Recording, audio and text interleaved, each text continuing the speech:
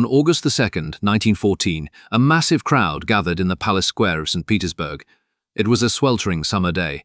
Thousands of people carrying religious icons, flags, and portraits of the emperor packed the vast open space in front of the Winter Palace. When Tsar Nicholas II stepped out onto the balcony, the crowd fell to their knees. In a spontaneous outpouring of emotion, they began to sing the imperial anthem, "God Save the Tsar."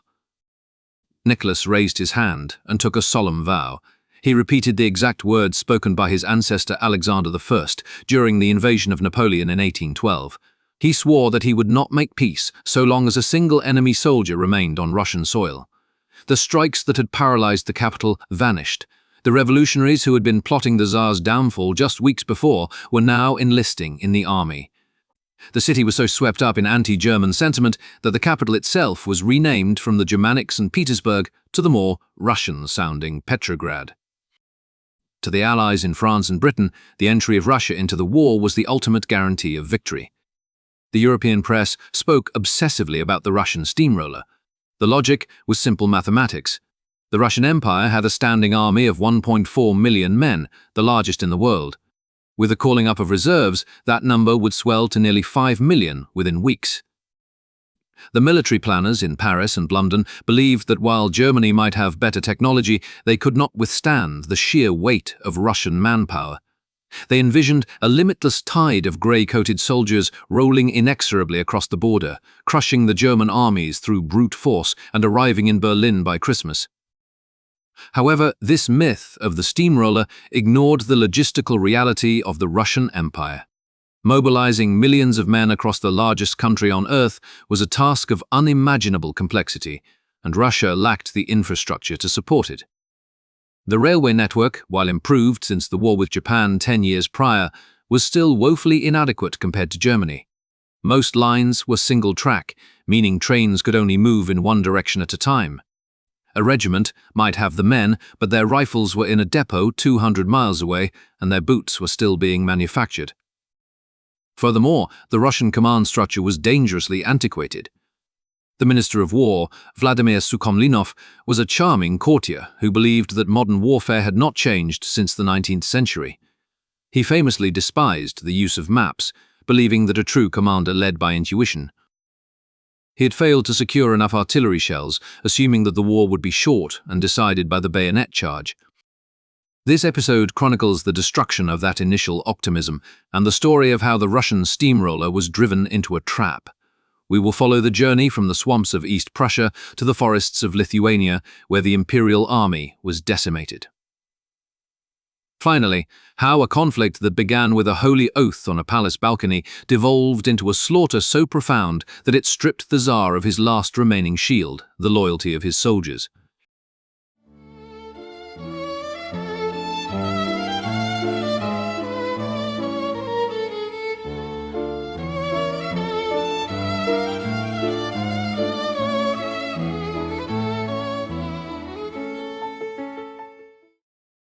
Part 1.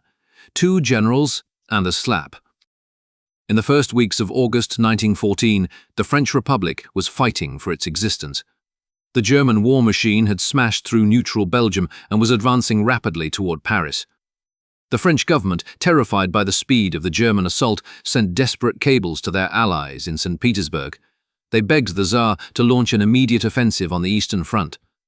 They hoped that a Russian attack would force Germany to pull troops away from Paris to defend their own borders. The Russian mobilization was not yet complete. The logical military strategy would have been to wait until the full strength of the army was assembled and supplied before crossing the border. But Nicholas II felt bound by his honor and his alliance. He ordered his generals to invade East Prussia immediately with whatever forces were available. It was a decision made for political reasons, not military ones, and the price would be paid in blood. The geography of East Prussia presented a unique tactical challenge.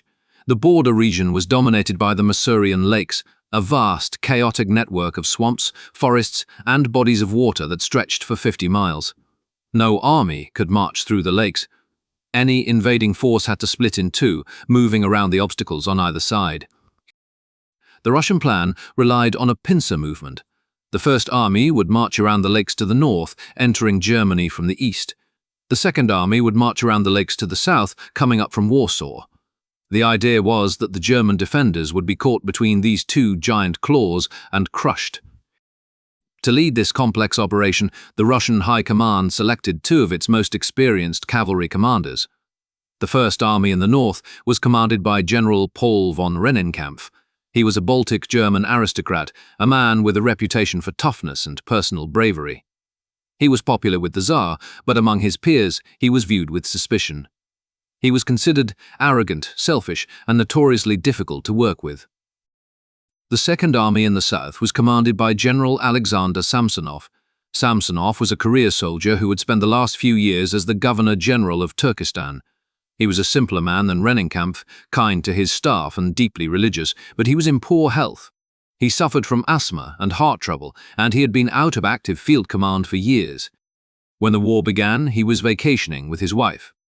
He told her he was relieved to be going to the front because it would be a break from his administrative paperwork. The success of the entire invasion depended on these two generals working in perfect synchronization. If one army moved too fast or too slow, the pincer would fail to close. If they did not support each other, the Germans could defeat them one by one. Unfortunately for the Russian soldiers, Rennenkampf and Samsonov did not just lack coordination, they actively hated one another. Their feud was the stuff of army legend, dating back nearly a decade to the Russo-Japanese War. During the Battle of Mukden in 1905, the Russian forces had been retreating under heavy fire. Samsonov's unit was in a desperate position, fighting for survival at the Yentai coal mines. He had sent urgent requests for assistance to a nearby cavalry division commanded by Rennenkampf. Rennenkampf had refused to move. He kept his cavalry idle while Samsonov's men were mauled. After the battle, the two men met on a railway platform at the Mukden station.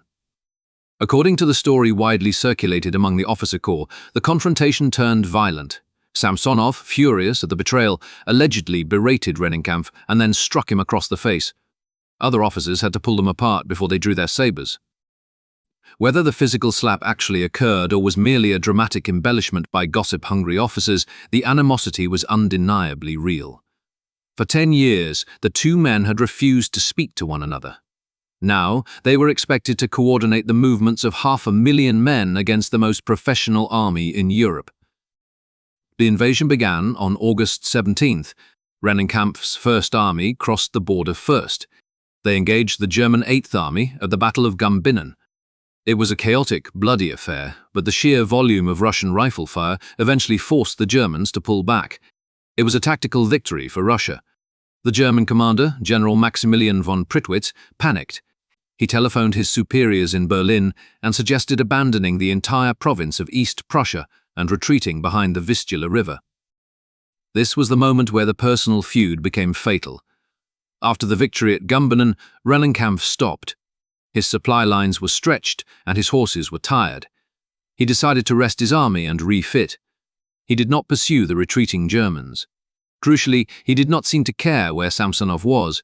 He assumed that since he had won his battle, the Germans were beaten. He effectively took his army out of the war for several critical days, sitting stationary in the north. Meanwhile, 100 miles to the south, General Samsonov was being driven to the breaking point.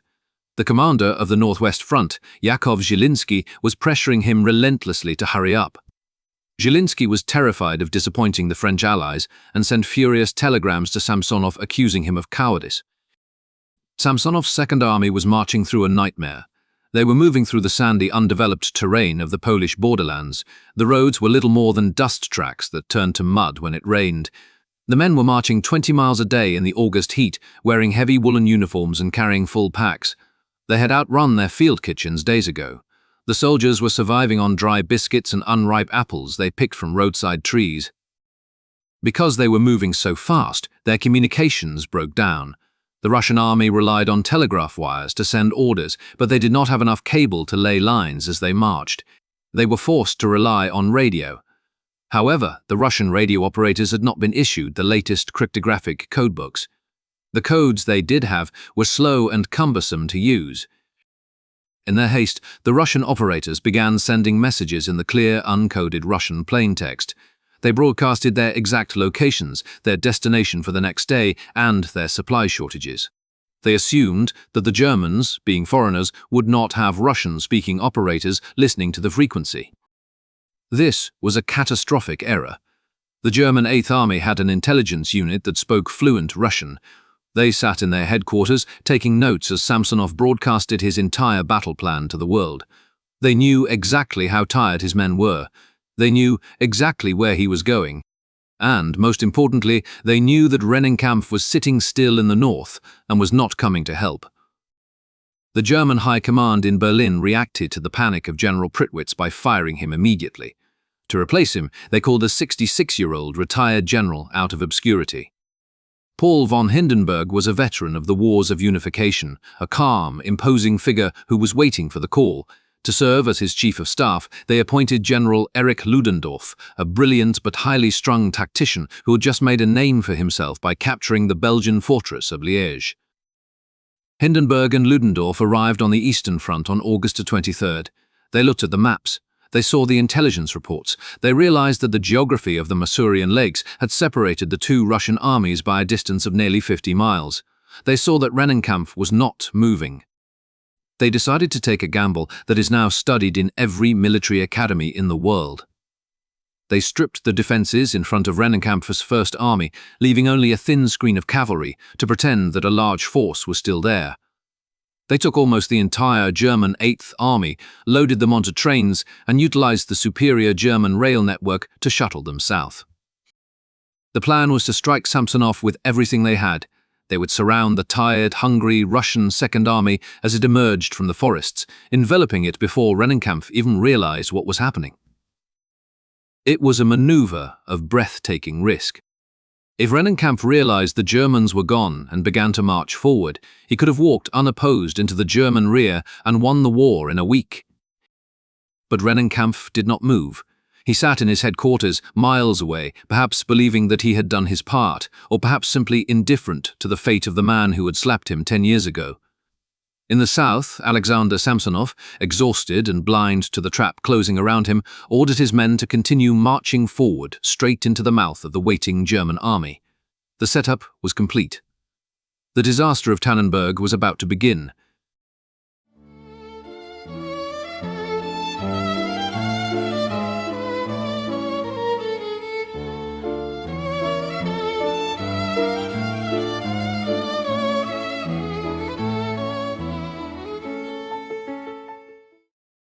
Part 2. The Catastrophe of Tannenberg.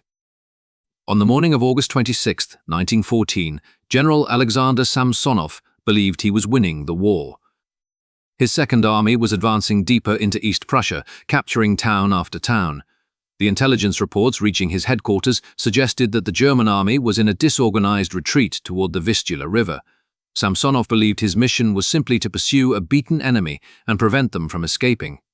He issued orders for his Central Corps to accelerate their march, pushing them harder to catch the fleeing Germans. He did not know that he was marching his men into a kill zone. The German Eighth Army was not retreating. Under the command of Hindenburg and Ludendorff, they had quietly stripped the defenses facing Rennenkampf in the north and shifted nearly their entire force south by rail. They had positioned two powerful strike forces on either side of Samsonov's advancing columns.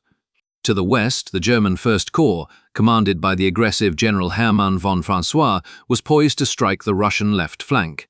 To the east, General August von Mackensen was preparing to hammer the Russian right. The trap was sprung on August 27th. On the Russian left, General François launched a massive artillery bombardment against the Russian First Corps near the town of Ustol. The Russian soldiers, who were starving and exhausted after marching for 10 days through sand and dust, were caught completely unprepared. They had little ammunition for their own guns and no entrenchments. The German heavy howitzers tore through their lines. Discipline collapsed. Thousands of Russian soldiers threw down their rifles and fled back toward the Polish border. In a matter of hours, the entire left wing of Samsonov's army had ceased to exist. On the right flank, the situation was equally catastrophic. General Mackensen's forces struck the Russian Sixth Corps. The Russians here fought bravely, but they were outnumbered and outgunned. They, too, were forced to retreat in disorder. This created a tactical nightmare. The two wings of the Russian army had been swept away, but the center, composed of 3 army corps, nearly 100,000 men, was still marching forward. They were now pushing their heads deep into a sack that the Germans were rapidly sewing shut behind them. The fog of war that descended on the Russian command was absolute. Because the Russian telegraph lines had not kept up with the advance, Samsonov had almost no communication with his frontline commanders. He sat in his headquarters, issuing orders to units that had already been destroyed. Meanwhile, the German radio operators continued to listen to the unencrypted Russian broadcasts. They heard the Russian corps commanders frantically asking for supplies and reinforcements. They heard the confusion and the panic. Every time a Russian officer used the radio to ask where the enemy was, he told the Germans exactly where to aim their artillery. By August 28th, the reality of the disaster finally penetrated the optimism at Samsonov's headquarters. Reports arrived confirming that both his flanks had crumbled. He realized that his center was in danger of being completely encircled. In a decision that historians have debated for a century, Samsonov chose not to retreat immediately to save himself. Instead, he decided to leave his headquarters and ride forward to the front line. He told his staff that he needed to see the situation with his own eyes and take personal command of the X-Wien Corps. It was a noble gesture, born of the romantic idea of the 19th century warrior, but in the context of modern industrial warfare, it was a mistake. By leaving his headquarters, he severed his last link to the outside world. He could no longer communicate with the rest of the army groups or with General Rennenkampf in the north. He effectively removed himself from command of the battle. When Samsonov arrived at the front, he found a scene of total chaos. The roads were clogged with terrified refugees and retreating supply wagons.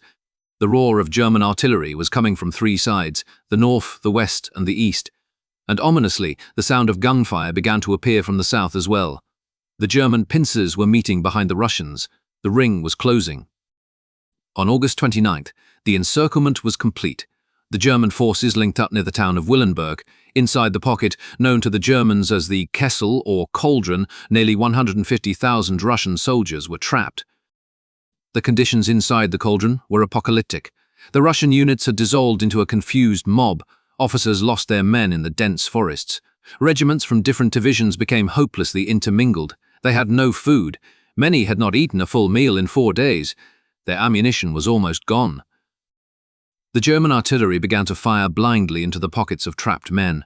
The forests of East Prussia caught fire, filling the air with thick, choking smoke. Horses, maddened by the noise and the flames, stampeded through the infantry lines, crushing the wounded. Desperate attempts were made to break out. In several sectors, Russian officers led bayonet charges against the German machine gun positions. These were acts of suicidal bravery. The German gunners simply mowed them down in waves. One German officer later wrote that the slaughter was so great that his men eventually stopped firing out of sheer pity, allowing the surviving Russians to walk forward and surrender. General Rennenkampf, whose first army was only 50 miles to the north, finally realized that a disaster was unfolding. He ordered his cavalry to probe southward, but it was far too late.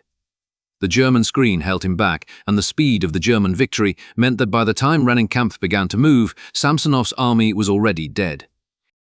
Inside the pocket, General Samsonov realized that the game was over. The magnitude of the defeat was total. He had lost an entire army. He gave the order for a general retreat, telling his men to save themselves however they could. Retreat in the direction of Russia was the only instruction he could give, but for most, there was no path back to Russia.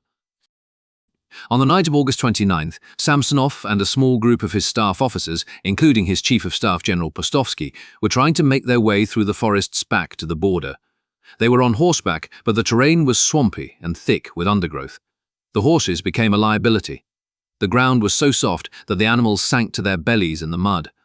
Reluctantly, the general ordered the group to dismount and abandon their horses. They continued on foot. Samsonov was a heavy man who suffered from severe asthma and a heart condition. The physical exertion of wading through the swamps in the dark was destroying him. He was struggling to breathe. But the physical pain was nothing compared to the psychological torment. Throughout the night, as they stumbled through the darkness, Samsonov repeated the same phrase to his staff officers. He said, "The Emperor trusted me. How can I face him after such a disaster?" The weight of his failure crushed him. He was a man of the old school, a loyal servant of the Tsar who believed that honor was the most important currency a man possessed. He had led the Imperial Army into its greatest defeat. He knew that if he returned, he would face a court-martial, but more importantly, he would face the shame of having destroyed the flower of the Russian military. Around 1 in the morning on August the 30th, the group stopped to rest in a clearing near the town of Willenberg. They were only 6 miles from the Russian border and safety. The officers were checking their compasses, trying to determine the best route through the German lines. Samsonov moved away from the group. He slipped into the deeper shadows of the pine trees. General Postovsky later recalled that he heard Samsonov stumbling in the dark, and then silence. A few moments later, a single pistol shot rang out in the forest. The staff officers rushed toward the sound, but it was pitch black.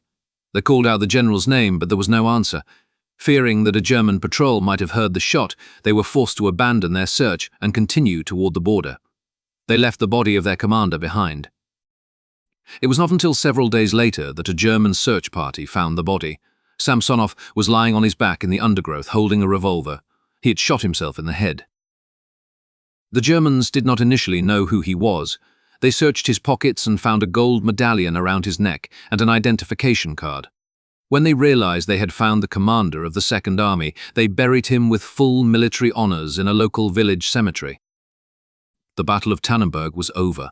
The cost was staggering. The Russian Second Army had been annihilated. 92,000 Russian soldiers were taken prisoner. 78,000 were killed or wounded.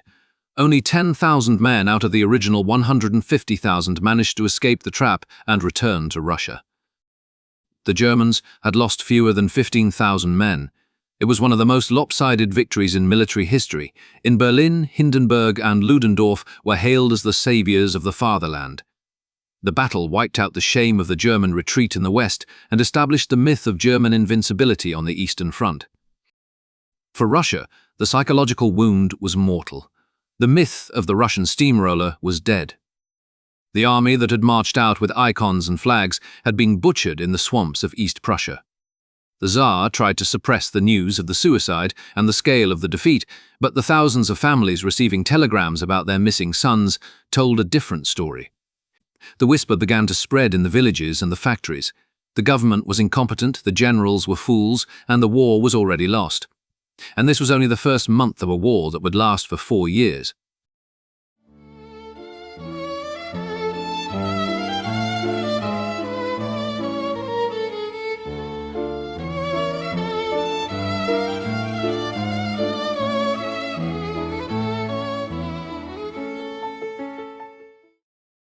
Part 3. The Great Retreat and the Shell Famine. The winter of 1914 passed into the spring of 1915, and the illusion of a short, victorious war evaporated completely. The conflict had mutated into a grinding war of industrial attrition. In this new reality, the Russian Empire began to suffocate. The Russian military planning prior to the war had been based on the assumption that any future conflict would be brief and intense, likely lasting no more than 6 months. The Ministry of War had stockpiled artillery shells based on this calculation. They assumed that a standard field gun would fire perhaps 500 rounds in a whole campaign. In reality, during heavy fighting on the Eastern Front, a single battery could fire that many rounds in a single morning. By early 1915, the Russian artillery had effectively run dry. This phenomenon became known as the Shell Famine. It was a crisis of production that crippled the army's ability to fight. While German factories were churning out 250,000 shells a day, Russian industry was struggling to produce a fraction of that. The situation at the front was desperate. Commanders issued strict orders limiting artillery batteries to firing 3 shells per day per gun. This order was devastating for morale.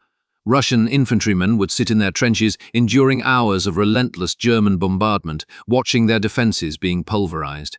They would telephone their own artillery support, begging for counter-battery fire to silence the German guns, only to be told that the artillery was forbidden to fire.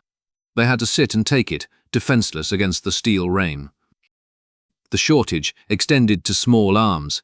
The Russian industrial base was simply unable to produce enough rifles to arm the millions of men being conscripted.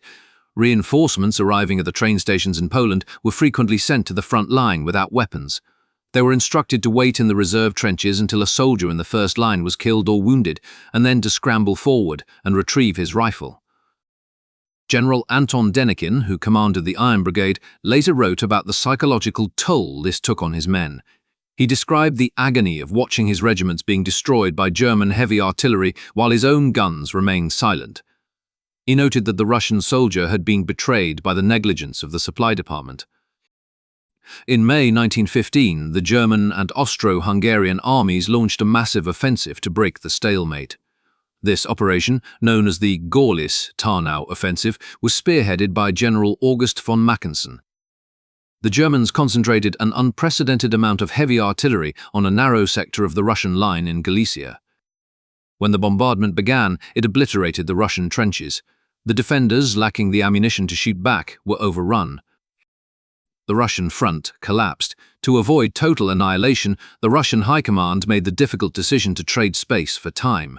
They ordered a general withdrawal that would become known as the Great Retreat.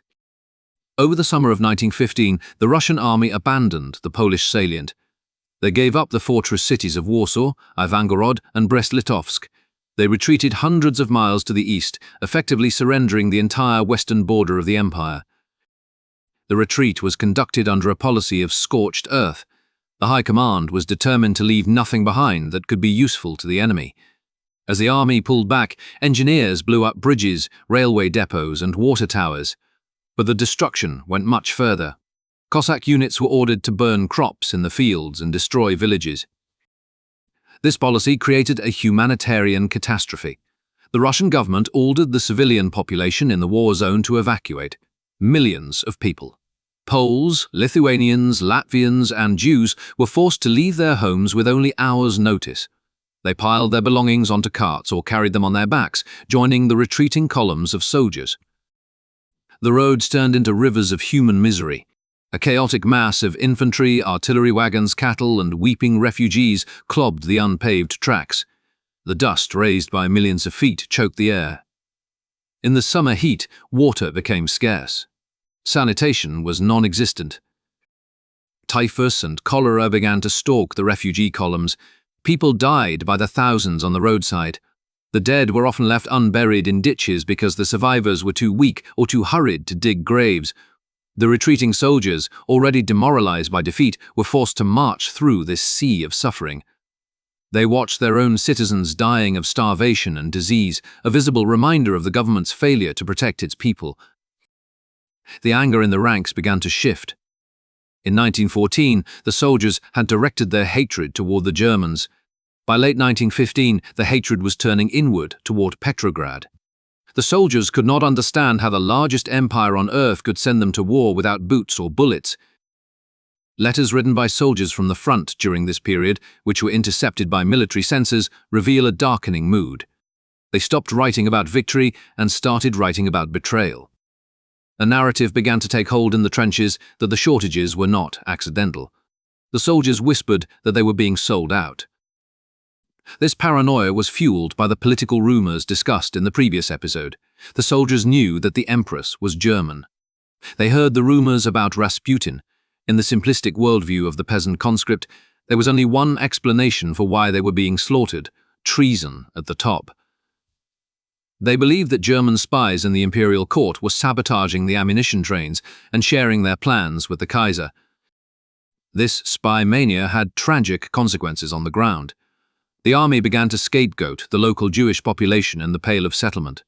Falsely accusing them of signaling to the German airplanes or hiding supplies, the Russian army carried out pogroms and mass deportations of Jews as they retreated. It was a desperate attempt to find a local enemy to blame for a systemic failure. By the time the Great Retreat halted in the autumn of 1915, the Russian army had stabilized a new line running from Riga in the north to the Romanian border in the south. They had saved the army from total destruction, but the cost was the loss of the empire's industrial heartland in Poland and the confidence of the troops. The army that survived the Great Retreat was different from the one that had marched out in 1914. The professional officer corps had been decimated. The pre-war regulars were dead or in German prison camps. The ranks were now filled with hastily trained conscripts, peasants who had been pulled from their farms, given a rifle or told to find one, and thrown into a meat grinder. They were cold, hungry, and deeply suspicious of their leaders. The shortage of basic equipment continued to plague them. As winter approached, the lack of footwear became a critical issue. The leather supply had failed. Regiments reported that up to a quarter of their men were fighting barefoot or wrapping their feet in rags and birch bark. Frostbite claimed as many casualties as German bullets. The Russian soldier was incredibly resilient. He could endure hardships that would have caused other armies to mutiny months earlier, but even his patience had a limit. As the snow began to fall at the end of 1915, the Imperial Army was still a formidable fighting force in terms of numbers, but its spirit was cracking. They were willing to die for Russia, but they were no longer willing to die for a Tsar who seemed incapable of giving them the tools to fight. The disconnect between the freezing trenches and the palaces of Petrograd was becoming unbridgeable. And it was into this volatile atmosphere that Nicholas II decided to insert himself personally.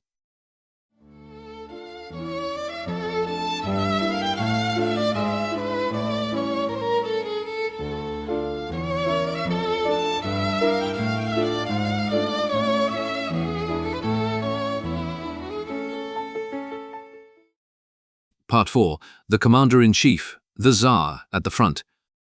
By September 1915, the military situation had become so dire that Tsar Nicholas II felt compelled to make a spiritual gamble. He believed that the string of defeats was a sign of God's displeasure. In his view, the Tsar was the sacred head of the nation, and it was his religious duty to share the suffering of his people. He decided that he would dismiss the current commander-in-chief and take personal command of the Russian Imperial Army. When he announced this intention to his Council of Ministers, the room erupted in panic. 10 of his 12 ministers signed a collective letter begging him not to go. They argued that the Tsar lacked the necessary military training to lead a modern war effort. More importantly, they warned him of the political danger. As long as a general was in charge, the Tsar remained above the fray. If the army lost a battle, the general could be fired. But if the Tsar was the commander-in-chief, every retreat, every shortage of boots, and every casualty would be blamed directly on the monarch. Nicholas ignored them. He saw their pragmatic political arguments as a lack of faith. On September 5, 1915, he travelled to the military headquarters to relieve his cousin, Grand Duke Nicholas, of command. The contrast between the two men was striking. The Grand Duke, known affectionately by the troops as Nicholasha, was a towering figure, standing 6 feet 6 inches tall. He was loud, imposing, and popular with the soldiers, who saw him as a strong leader. Nicholas II was short, mild-mannered, and physically unimposing. When the transfer of command took place, observers noted that the Grand Duke seemed to loom over the Emperor. Yet the Grand Duke accepted his dismissal with grace, and the Tsar officially assumed the title of Supreme Commander of the Russian land and sea forces. The Tsar moved his residence to the Stavka, the general headquarters located in the town of Mogilev, roughly 500 miles from Petrograd. The headquarters was situated in the governor's mansion, a white building overlooking the Dnieper River. Here, surrounded by pine forests and guarded by a regiment of elite troops, the emperor settled into a routine that was surreal in its detachment from the reality of the war. Life at Stavka was quiet, polite, and incredibly boring. While millions of men were living in mud and filth a few hundred miles to the west, the Tsar's daily schedule resembled that of a country gentleman on holiday. He rose at 9 in the morning. He received a briefing on the military situation, usually lasting no more than an hour. He then had lunch, which was a formal affair, attended by foreign military attachés from Britain, France, and Belgium. The conversation at the table was strictly regulated. Discussing the war or politics was forbidden. Instead, they made small talk about the weather or mutual acquaintances in the European aristocracy. After lunch, the Tsar would go for a long walk or a drive in his Rolls-Royce. In the evenings, he would play dominoes or read aloud to his staff.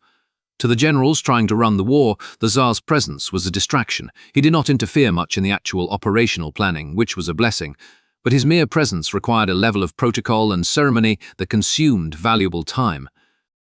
The real work of commanding the Russian army fell to his chief of staff, General Mikhail Alexeyev. Alexeyev was the son of a common soldier, a man who had risen through the ranks by sheer hard work. He was a brilliant administrator, but he was physically frail and suffering from heart disease. With the Tsar playing the role of commander, Alexeyev was forced to do the work of 2 men. He worked 18 hours a day, chain smoking cheap cigarettes and drinking endless cups of tea, frantically trying to coordinate the movements of millions of men across a 1,000-mile front. To make matters worse, the Tsar brought his son, the 11-year-old Tsarevich Alexei, to live with him at headquarters. Nicholas believed that the presence of the heir would boost morale. The boy wore a miniature army uniform and played in the garden. While the sight of the child was charming to some, to others it underscored the fragility of the dynasty. The boy was frequently ill, and the Tsar would often cancel meetings or neglect his duties to sit by his son's bedside. While Nicholas played dominoes in Mogilev, the war entered its bloodiest phase. In the summer of 1916, the Russian army launched its last great effort, known as the Brusilov Offensive. Named after the competent and aggressive General Alexei Brusilov, the attack was a masterpiece of tactical innovation. Instead of the human wave attacks of the past, Brusilov used accurate artillery and shock troops to break the Austro-Hungarian lines. Initially, it was a spectacular success. The Austrian army collapsed and Russia captured nearly 400,000 prisoners. It seemed as though the tide of the war had turned. But the victory was a mirage. The Russian support systems failed yet again. Reinforcements did not arrive in time to exploit the breakthrough. The German army rushed troops from the Western Front to plug the gap, stopping the Russian advance. The offensive dragged on until September, devolving into a slugging match that cost Russia 1 million casualties. The Brusilov offensive broke the back of the Austro-Hungarian army, but it also broke the Russian army. It was the final expenditure of energy. The best remaining units, the last reserves of trained officers and motivated soldiers, were consumed in the fighting. By the winter of 1916, the Russian Imperial Army was a hollow shell. Physically, it was still enormous, with millions of men manning the trenches. But morally, it had ceased to function as a cohesive force. The soldiers were exhausted. They had been fighting for 2.5 years.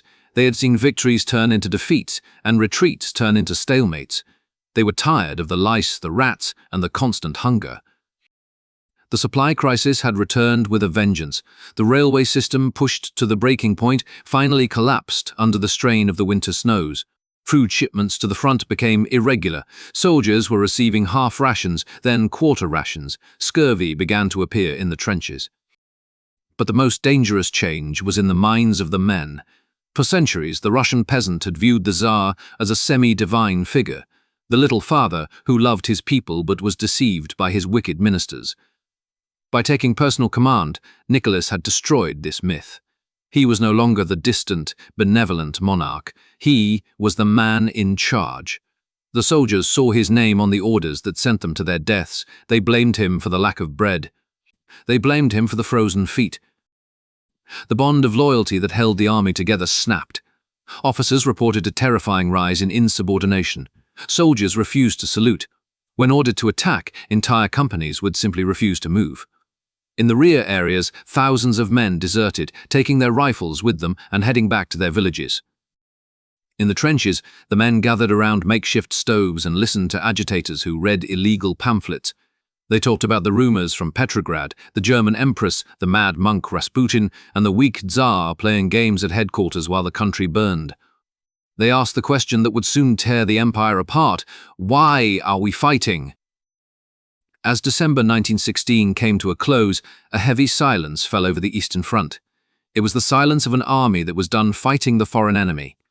The German generals across the line noticed that the Russians had stopped shooting. Fraternization began to occur. Russian soldiers traded tobacco and bread with the Germans for schnapps. They realized they had more in common with the German conscript across the wire than they did with the officers in the governor's mansion at Mogilev.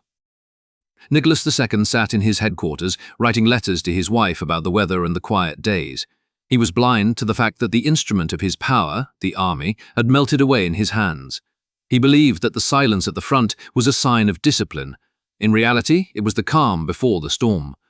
The war had hollowed out the Russian state, leaving it brittle and dry. All it would take now was a single spark in the capital to set the entire structure ablaze. That spark was about to be struck in the breadlines of Petrograd.